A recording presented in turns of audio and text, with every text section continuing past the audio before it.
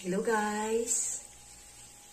Katatapos ko lang talagang naku, maglaba. Tapos ang ginawa ko guys, natuyo ko dito. Yan, kasi malakas ang ulan ngayon dito, hindi ito matutuyo kagad. Kaya, ito, yan, tuyo na siya. Para yung anak ko, hindi na siya maghihintay kung kailan ito, yung mga damit niya guys. Kaya, natuyo ko lang dito. Kung namalayan guys na napakalakas pala ng ulan dito sa amin sa labas. Kasi nabisi ako sa laba. Ayan, kaya pinatry ko lang dito siya sa dryer. Para, ko lang to i-hanger.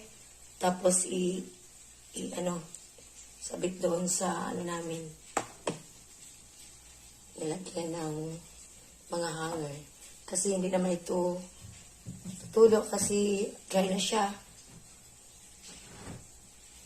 Yan, ito talaga ang buhay ng isang mama, working mom. Wala itong sweldo guys.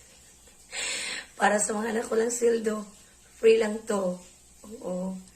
Pero importante, happy tayo sa ating ginagawa.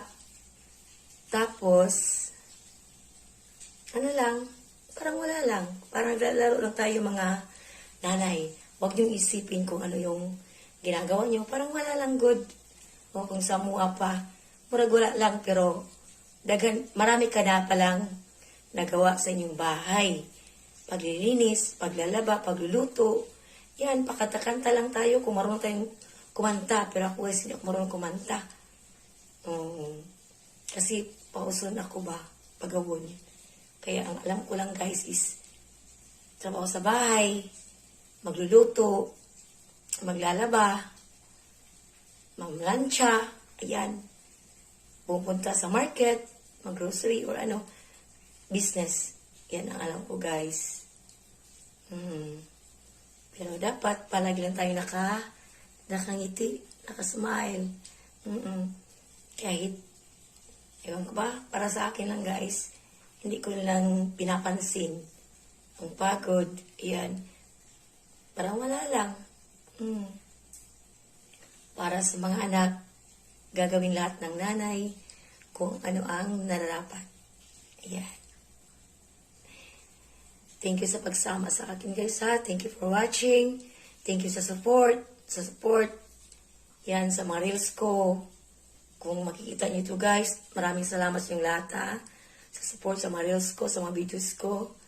Thank you talaga guys. Hindi umubos-ubos yung pasalamat ko. Pati sa mga live ko. Hindi ko pa nakita talaga yung lahat kasi hindi ko pa na-review. Kasi napakaraming trabaho guys. Pero importante, alagaan natin ang ating sarili. Kahit maraming trabaho pa yan, kahit anong trabaho, dapat ang sarili. Yan ang sinasabi na i-love natin yung ating sarili. Mga nanay. Huwag pabayaan ang sarili. Kahit anong trabaho dyan, importante, i-love natin ang atong self. I-love natin ang ating self. Yan. Kaya, huwag sabihin, wala tayong time. Sa ating self, meron, oy. Thank you for watching, guys. Love you all. Bye-bye.